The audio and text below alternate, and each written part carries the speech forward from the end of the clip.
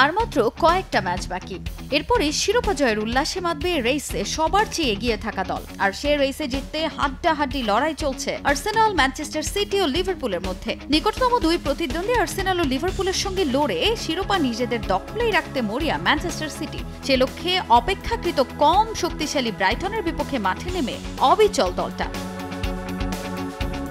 ব্রাইটনের ঘরের মাঠে ম্যাচের শুরু থেকে আগ্রাসী ভঙ্গিতে ফুটবল খেলে ম্যান সিটি। ম্যাচের 3 মিনিটেই দারুণ সুযোগ তৈরি করে স্বাগতিকরা, তবে সিটি গোলরক্ষকের দক্ষতায় সে বল আর জালের দেখা পায়নি। তবে একের পর এক আক্রমণ শানায় সিটিজেন্স, তার ফলও পায় 17 মিনিটে। কেভিন ডি ব্রুইনার হেড খুঁজে নেয় জাল, 1-0-তে লিড নেয় দলটা।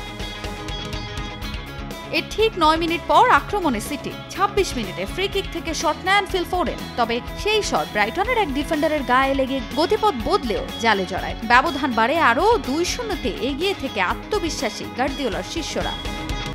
1-2-3 ঢাকায় জমি জিতে নিন 100% ক্যাশব্যাক সহ 20 কোটি টাকার পুরস্কার। 34 মিনিটে আবারও ম্যান সিটির শট, ডি বক্সের ভেতর বল পেয়েই দুর্দান্ত শট নেন ফোডেন। নিজের দ্বিতীয় গোলে দলকে এগিয়ে দেন 3-0-তে। আর এই গোলের মধ্য দিয়ে ইপিএল এ নিজের 50তম গোল পূরণ করলেন ফিল ফোডেন। এর মাঝে ব্রাইটন বেশ কয়েকটি সুযোগ তৈরির চেষ্টা করলেও তা কাজে লাগানোই কষ্টসাধ্য হয়ে দাঁড়ায় সিটির রক্ষণদুর্গ ভাঙতে না পারায়। প্রথমার্ধেই 3-0-তে এগিয়ে থেকে বিরতিতে যায় ইপিএল এর বর্তমান চ্যাম্পিয়নরা।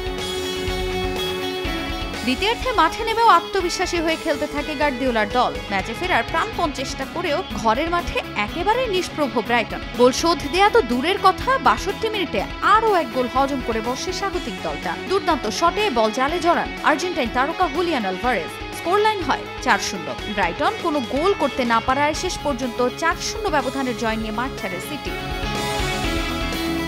এ জয়ে টেবিলের 2-এ উঠে এলো তারা। আর্সেনালের সঙ্গে মাত্র 1 পয়েন্ট ব্যবধান নিয়ে শিরোপা জয়ের পথে আরও এক ধাপ এগিয়ে গেল ম্যান সিটি। এক ম্যাচ কম খেলে গানারদের চেয়ে 1 পয়েন্ট কম থাকায় নিজেদের পরের ম্যাচেই সিটির সামনে সুযোগ থাকছে টেবিলের শীর্ষস্থান দখলে।